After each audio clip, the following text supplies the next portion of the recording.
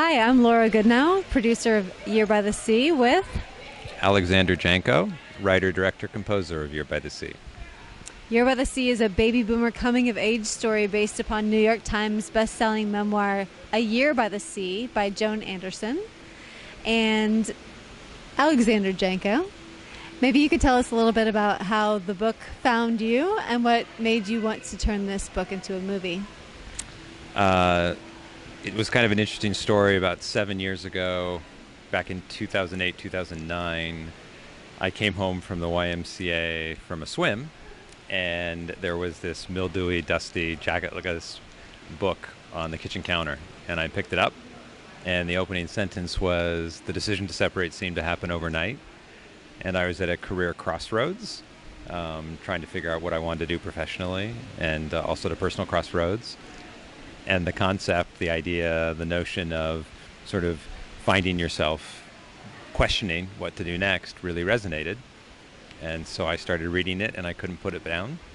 And about 3 hours later, I tracked Joan's agent in New York, and she happened to have a weekend house in Conway, Massachusetts, which was only 15 minutes from where I was living at the time. And so I set up a coffee, and she called Joan and said, "There's this 40-something-year-old guy that wants to make a movie out of your book," and Joan couldn't figure out why that would possibly be the case. But I went out to the Cape, and we spent 12 hours together, I guess, all day, talking about life. And I realized pretty quickly that it was a universal story, and there were questions that we all ask ourselves, and I figured it was worth putting on screen. And your background is actually as a composer for film. Can you talk a little bit about what brought you professionally to this moment? So I'd done about 65 major motion picture soundtracks. I started my career in 1992 and was in LA for 10 years. And I'd done a lot of studio pictures, which were fun. And it was a great way to get started. But I really hadn't had a chance to do any independent films until I did My Big Fat Greek Wedding. And having the opportunity to work on an independent film was such a different experience. It was so much more creatively fulfilling, and it was more challenging. So I thought to myself, this is really cool. I'd like to do more of these. But the great irony is, as a composer, you don't really have a lot of choice. You know, people are hiring you. And so I thought to myself, well, maybe if I go out and find a movie that I want to make, or if I find a movie that I want to score, and then figure out a way to make that movie, it's sort of a win-win. So I sort of set about trying to find a movie that I could ultimately hire myself to do the music for. Kind of an unusual way to do it, but it worked out. Well, speaking of hiring, we have a fantastic cast in our film. Karen Allen, Yannick Bassan, Esapatha Merkerson, Michael Christopher, and Celia Emery. Can you talk a little bit about what you were looking for in talent and what brought them to the project? So the first thing I would say is that there's no way this film could have been made without our casting director, Pat McCorkle, in New York. She was a real champion of the project, and once she read the script and fell in love with it, doors opened. So that was really an incredible opportunity and blessing. But when I went to go meet with Pat for the first time, because this was my directorial debut, I said to her, "Pat, there's only two things that I know." And she goes, "Okay." And I said, "The first thing is you've got to find me legit thespians. I really need highly trained actors."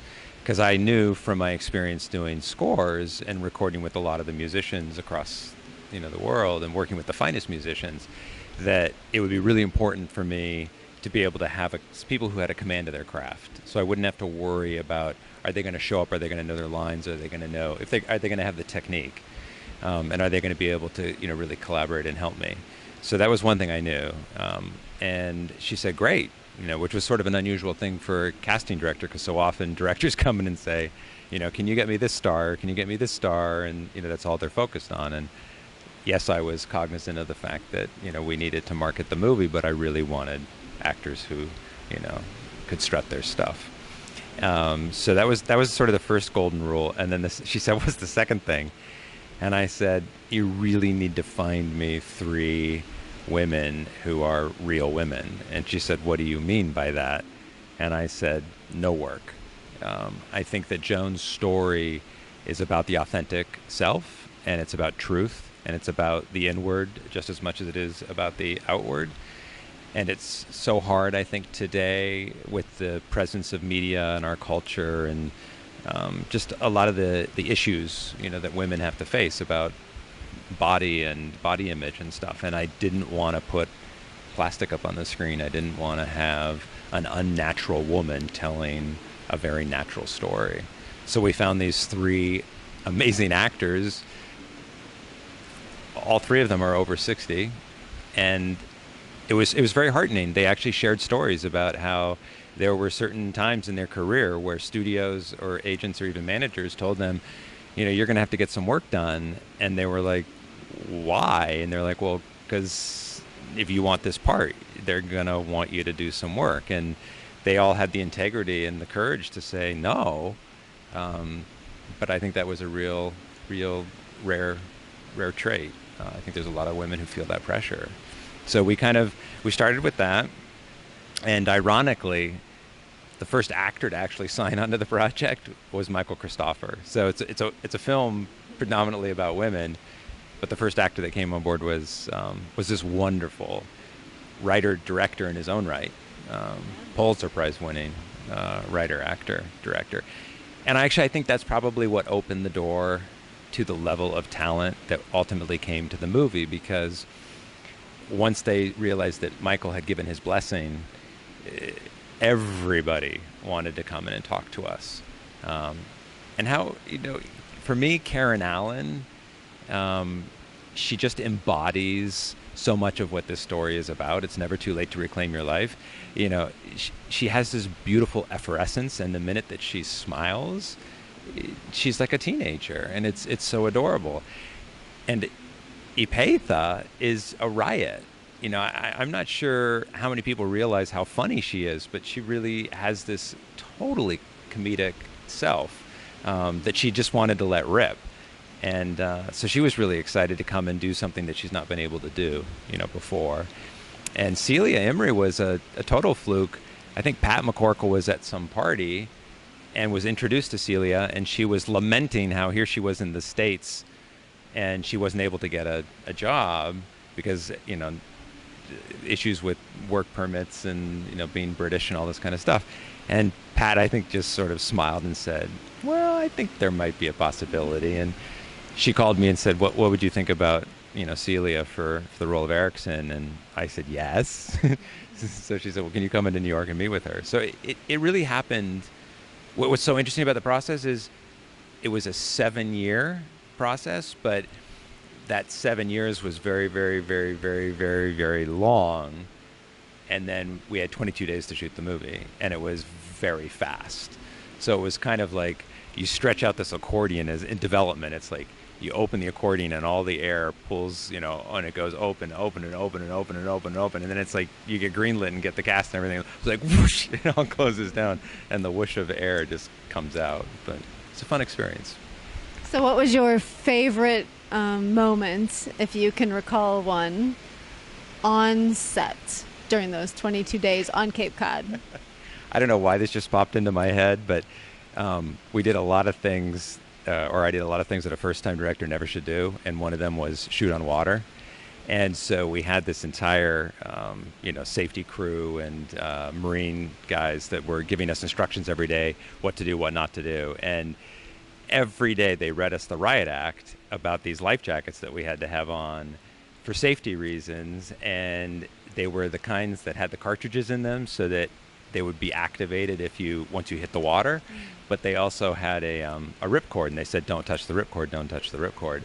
And I will never forget the one day that, of course, we've heard this thing go on and on and on for 2 weeks or whatever. And I think it was Bridget, our props, where all of a sudden we're loading up the boats, and we just hear this boom, like a cannon go off, and we all turn back, and she looked like a Michelin woman all of a sudden because her life jacket had gone off, and she just puffed out like a cheese puff or something. And it's just really, really funny. I mean, it was, It was an expensive funny though, because they wound up charging us for the life jacket, because when they discharge, it's like several $100s to, put it all back together. But no, I mean, I think if I really think about what sort of changed me, the pleasant surprise, the kind of like wow, I think it was when I realized how lucky I was to be working with the caliber of talent. And I always say it's really kind of humbling, because these actors gave me the opportunity to bring the script to life.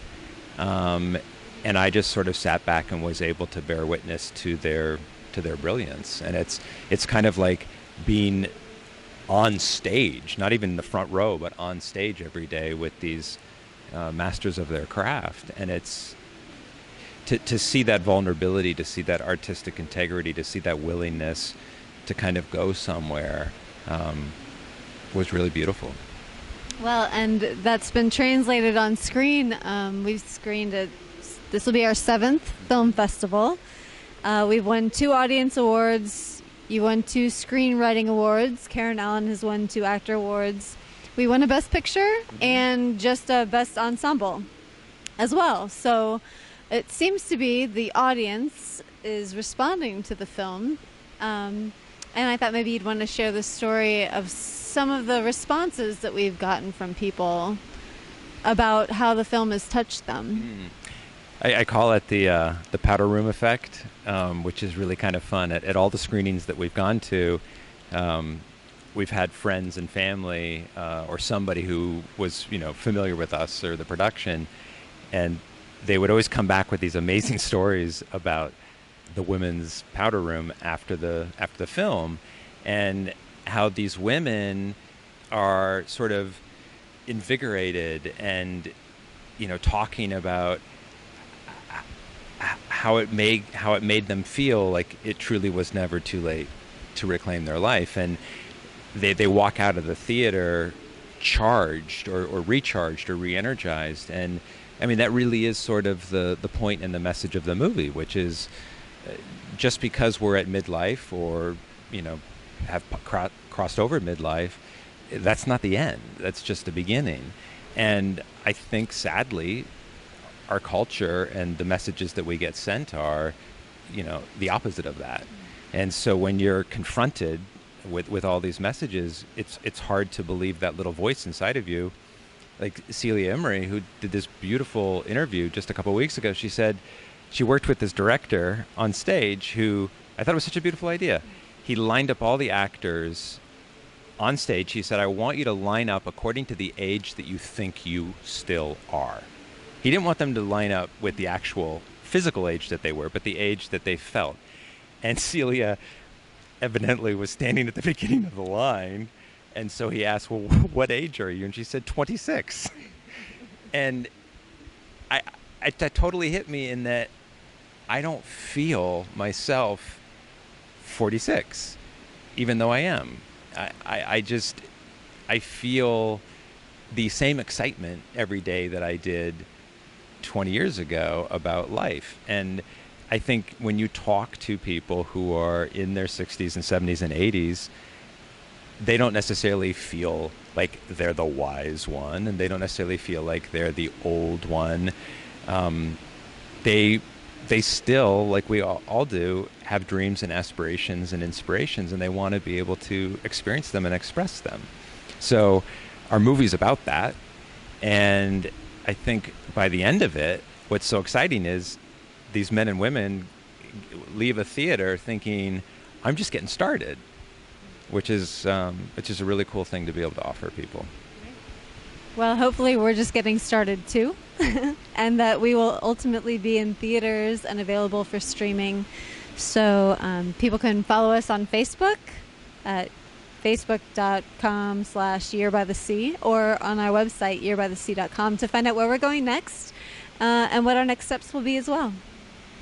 So, thank you. Bye. Bye.